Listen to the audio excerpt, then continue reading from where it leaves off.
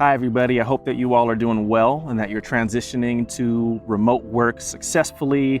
I know it's a big shift for all of us, having to completely change the rhythm of work and of life, hopefully figuring out the ways to balance those different things happening all at the same time. And so I just wanted to take some time with this video to signal boost an email that came out recently from Paula, just talking a lot about self-care and talking about mental health and talking about what it looks like to stay healthy during the time of the virus and just having to make such big shifts with being indoors so much and being in our own homes so much. And so I just want to, I'm just going to spend some time talking through the different items from the PDF that she linked to. It was written by the California Surgeon General, and it just had so many great things that I just want to make sure we all get that same information and that we're really focusing on taking those recommendations seriously so we can be healthy, so we can be successful, so we can be happy in the midst of all these things. So 6 quick tips and ways to prioritize to make sure that you're staying healthy physically as well as mentally and emotionally and all of that good stuff. So the first thing is to prioritize supportive relationships.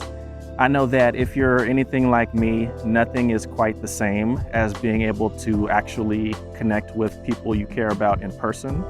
I'm lucky in that I have family at the house, but I know that's not the case for everybody. And even for those of you with family at home, sometimes even that can be a strain and that can be a struggle when it's still a very different environment with having to figure out working and spending time with each other and communicating well and all those different types of things. So this is a great opportunity to get really creative with connecting with the people you care about and making sure that they're checking in on you as well. It might be touching base with mentors, it might be touching base with some friends, it might be figuring out ways to digitally just play together and have a good time. Please make sure that you are prioritizing those supportive relationships, both in terms of checking in on them again and making sure that you are staying healthy also.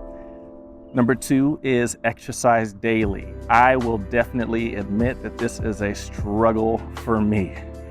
The California Surgeon General recommends at least 60 minutes a day, and it can be split up, so it doesn't have to be all at the same time. It might be taking a brisk walk here. It might be doing some push-ups randomly in your room. It might be an impromptu dance session with your family or just by yourself. Whatever that is, make sure that you're not just going from your bed to your chair and then back again. Please make sure you're finding ways to move your body. There's actually a whole host of other health concerns that can come up when you're just sitting down all the time. And I know that for me, it's starting to manifest with some back challenges. And so I know that I myself need to get better at this as well. So please make sure that you're finding ways to exercise every single day. Number 3 is healthy sleep. This can be another sign of, I think, both depression and anxiety is struggles with sleep, or it could be avoiding sleep. It could be just staying up really, really late, but then you still have to get up early for your shift the next day. So please make sure that you are finding ways to sleep well. And a couple of things to be thoughtful about that can really help with that. One is if you're a coffee drinker, please pay attention to when that last cup of coffee is when you have that last cup of coffee.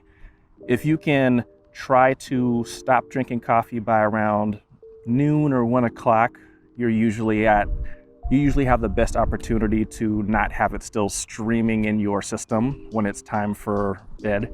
I've read that coffee actually stays in your system for around 12 hours. So do the math and figure out what that can look like for you. But too late of coffee can really impair your ability to sleep.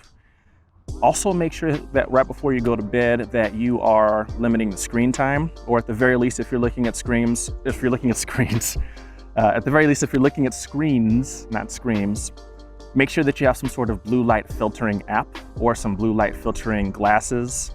When you're looking at screens, the blue lights that come through can also stimulate your brain and also impair your ability to fall asleep. So that's another great tool to help yourself to be able to fall asleep well, stay asleep well, and then be hopefully well rested the next day. I would say also to pay attention to the types of media that you're subjecting yourself to. If you're watching a lot of really stressful news, if you're watching, scary movies or just things that can increase anxiety, that also can make it a challenge to fall asleep. So please make sure that you're getting that healthy sleep. Number 4 is focusing on nutrition. So This doesn't have to necessarily have anything to do with weight loss or getting in shape or any of those things, although that can certainly be a nice side effect of that. But your nutrition is also something that can impact stress. So not only is caffeine something that can increase stress or increase anxiety symptoms, fatty foods can have those impacts on your health. Too many carbs can have that impact on your health. And it's all these different ways that if you've had experiences anything like mine, I never really learned much about nutrition and how that actually impacts my mental health or how it impacts my ability to tune in for my day. But yeah, those types of things can definitely have a big impact on your mental life.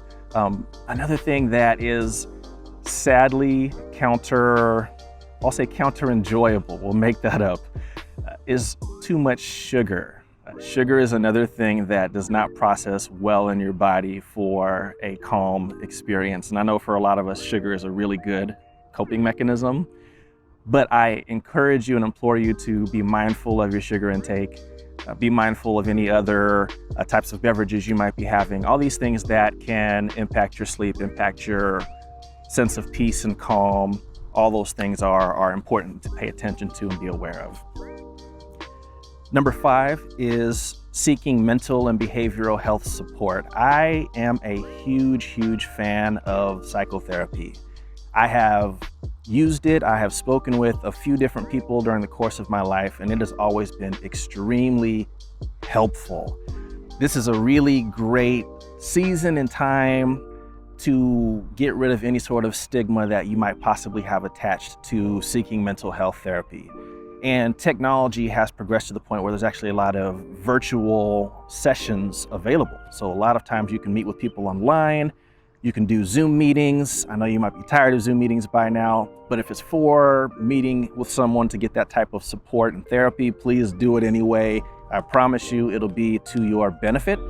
And please note, I'll give you a side disclaimer on that it might take a person or two to find that person that's the right fit. So not every therapist will be the right fit for you, but it is a tremendous way to get that support and know that you don't have to bench press all of these challenging changes all by yourself.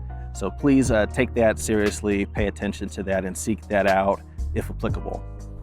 And then the last thing that I'm going to talk about is pursuing mindfulness, meditation, and/or prayer. This is another thing that I'm a huge fan of that has been really helpful for me.